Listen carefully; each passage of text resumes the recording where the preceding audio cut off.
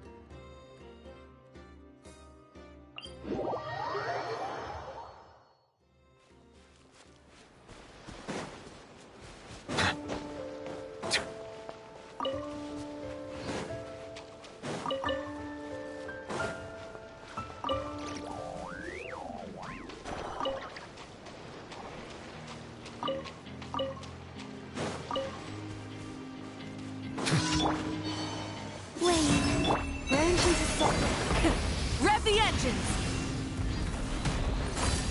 Incinerate!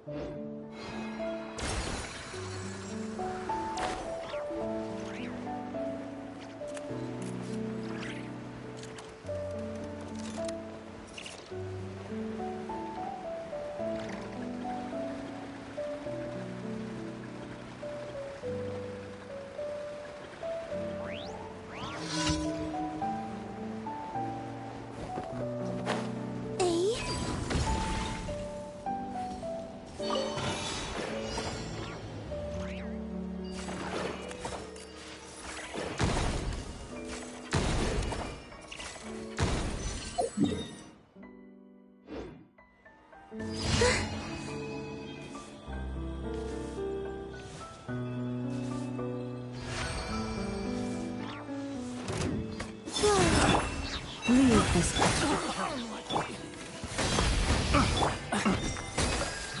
Bow your head.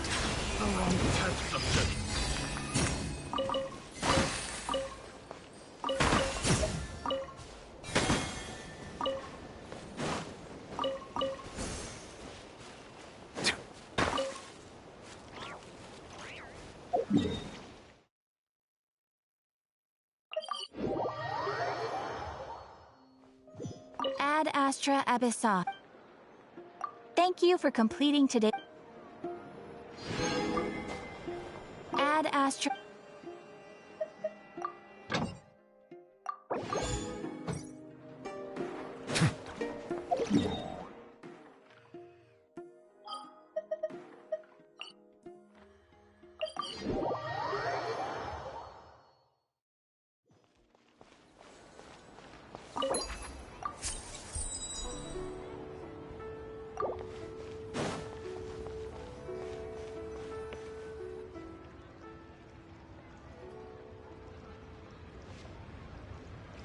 What a tongue twister. I'd have made a complete fool of myself if I tried to say it on stage without practicing it first. Huh. Call yourself Iron Tongue, Tien. Wobbly Tongue, Tien, more like.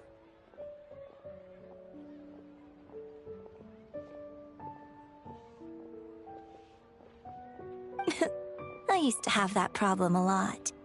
But if you just take your time to grasp the meaning and commit it to memory, you'll be able to say it smoothly in no time. You're right, Miss Yoon. I'll give it another try. Hey, Yunjin! Fancy seeing you here. What are you two talking about? Ah, Traveler and Paimon, we meet again. And who, may I ask, is this? You may call me the White Horse Adeptus. The White Horse Adeptus? She's not really an Adeptus.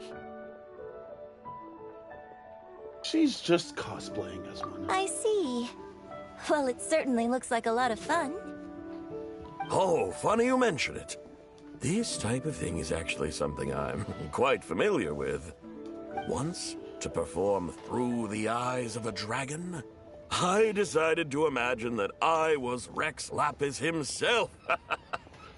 It was the only way to truly inhabit his mindset and understand his resolve to quell those demons.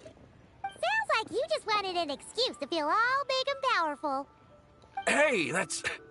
You just don't understand how inspiration works. You're one to talk. Paimon's traveled all over with the Traveler, and she's seen things that would make your jaw drop.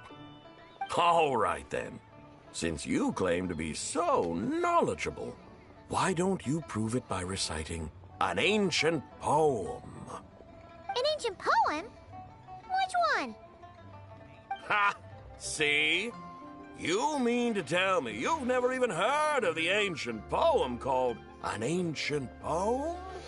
What kind of a title is that? Quit teasing, Paimon. We only just found out about that ourselves. He's talking about the writing on those ancient relics. When we first saw it, we couldn't figure out what it all meant. So in the meantime, we decided to just refer to it as an ancient poem. However, thanks to the painstaking work of the scholars who were tasked with decoding it, it seems like that's exactly what it was. Or rather, an ode offered in veneration of the moon and the White Horse Adeptus. Oh yeah! Didn't Kuching mention that before? It's got something to do with Long Gone, right? That is correct. The Ministry of Civil Affairs has issued a notice stating that, although it is true that the moon may disappear tonight, we should be in no danger. In other words, there's nothing to fear. But if you're worried, we can always take a leaf from the Book of the Ancients. By reciting this poem, I mean, and calling for the White Horse Adeptus' aid. If we do that, I'm certain she'll protect our moon and keep us safe. Oh, seriously? Paimon has to get a look at this.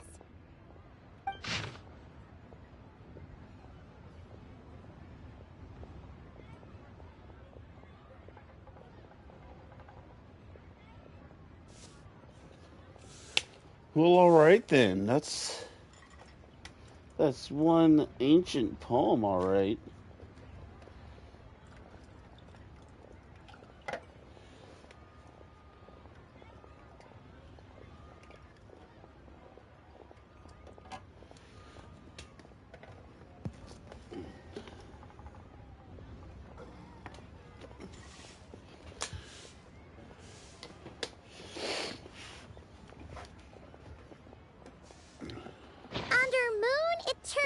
In radiant night, a maiden grants silk, soft and light? What in Tibet's that supposed to mean? Under moon, iridescent, in night divine. Blah blah blah, something cloth so fine. Something about fields being plowed, something else about seeds being sown from the earth. Seriously? What is this? The fields are plowed, the seeds are sown, and from the earth, life is grown. Whoa! You did that without Bravo! Bravo!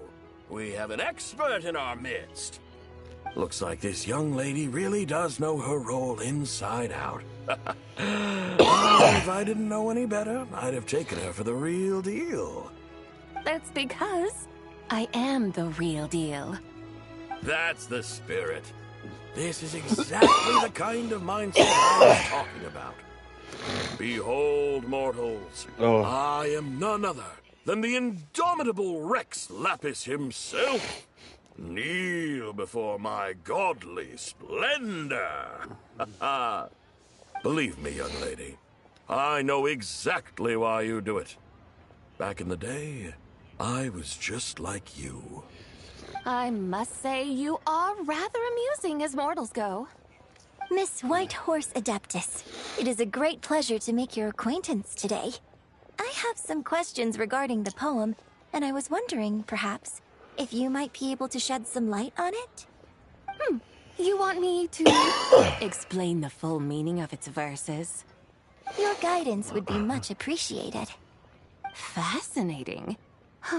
Tell me, do all the people of Liyue still express such reverence for the ancient ways? Well, it's true that we hold a deep fondness for our history, but it is hardly our only pursuit. One of my good friends, for instance, is even more devoted to the modern Fontanian art of rock and roll. Exactly! And don't forget, great practitioners of the role-playing arts walk among us too. People like me and you, young lady. Yes. So rather than placing too much emphasis on our reverence for the ancient ways, it might be better to say that here in Liyue, 100 passions bloom, each with a voice of its own. I see. Then, I suppose it wouldn't do any harm for me to enlighten you. In truth, it is but a simple poem of blessings. Its meaning is this. As the eternal moon rises in the night sky, a maiden adorned with lustrous jade descends upon the earth. She blesses the kudzu vines and mulberry leaves, so that they may be used to make coarse cloth that is nevertheless soft, light, and comfortable to wear. As the iridescent moon rises in the night sky, a maiden adorned with lustrous jade descends upon the earth. She blesses the kudzu vines and hemp, so that they may be used to make fine, luxurious cloth. As the frost moon rises in the night sky, a maiden adorned with lustrous jade descends upon the earth. She blesses the mugwort and artemisia, so that they may be perfect for divination. So she really did come down from the moon? She shows the people how to use the plow and spade to purge the land of weeds, till the soil, and heap up the earth to make it fertile. Then with the hoe, she teaches them to sow their grain, bestowing the promise of life upon every seed. She blesses the millet and the beans, ensuring that their stalks and vines stretch forth without end. She graces the wheat and the rice, so that their heavy heads are filled with plump, glistening grain. Sounds like she's a real pro at all this farming stuff. The fruits of the field are harvested and brewed into sacred wine for honored guests. This we reverently present to the divine maiden, with every ceremonial step flawlessly observed, so that she may witness the depth of our piety and respect. Oh, divine maiden, how can your graceful presence in the sky not seem like that of a fairy descending from the heavens? Oh, divine maiden, how does your pure and radiant form not resemble the guardian spirit of our land? I send my heart's desire, ascending to the heavens, beseeching you to grant us good fortune and blessings in the coming year. Huh? So, that's what it's supposed to mean?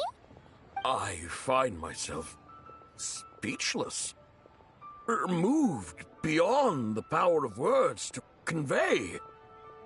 Oh, young lady, you have shown me the heights to which a true role player might aspire. A truly remarkable performance.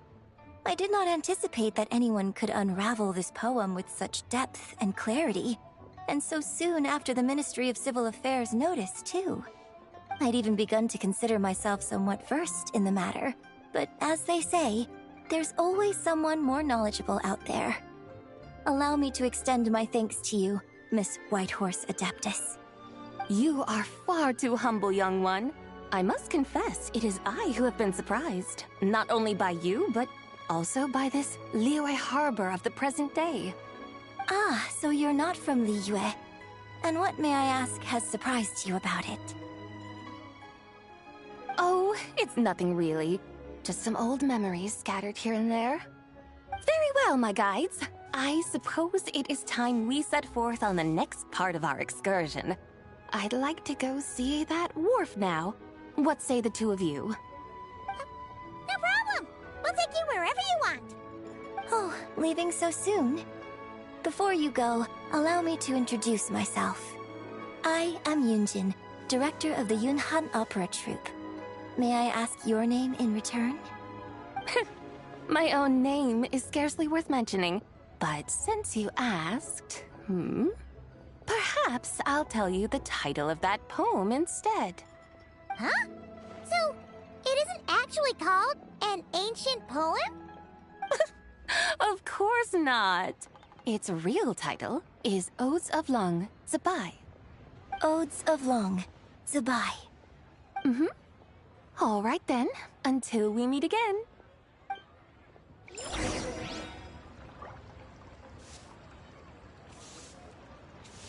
Woohoo!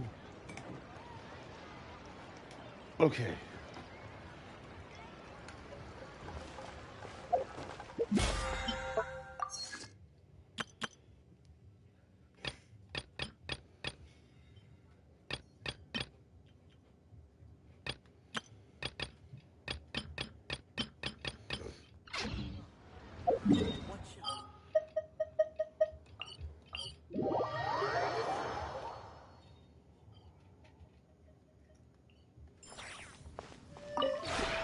This realm is...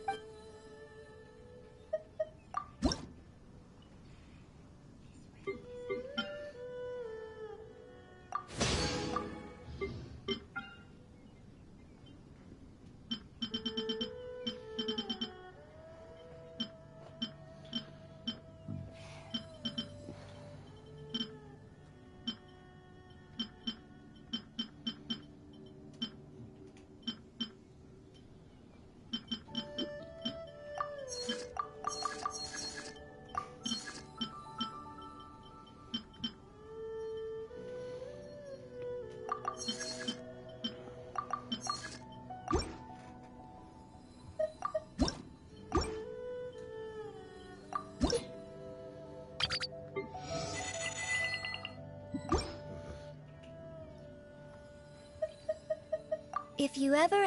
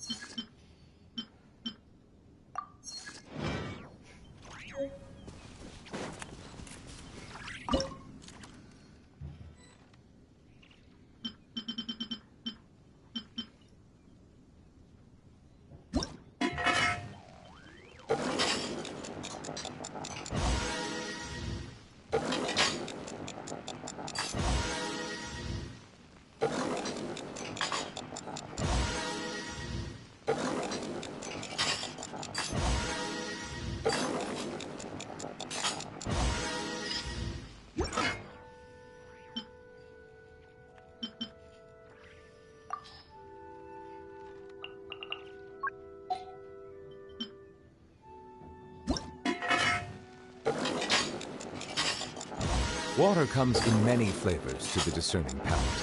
Mondstadt's water is crisp and pure, while water from Liyue has an enduring aftertaste. In Inazuma, the water possesses a depth of flavor unlike any Are you other. okay? Sumeru's water, meanwhile, has a rich and complex flavor profile, but it must be savored patiently to fully appreciate it.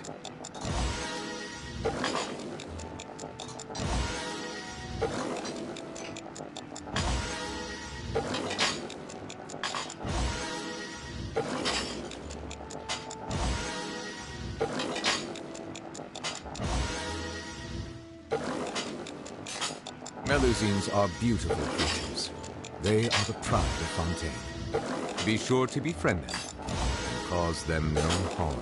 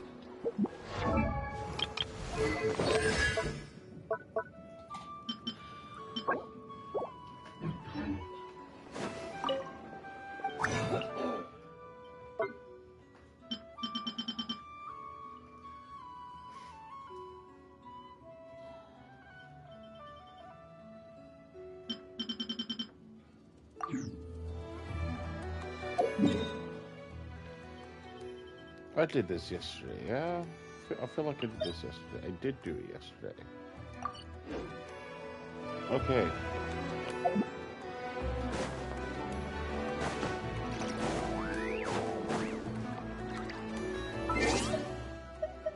What do I got for mail? Just some more of it. Alright, everybody. I got stuff I need to do today, so I'm not telling you to go home, but you can't stay here any longer. Take care, everybody.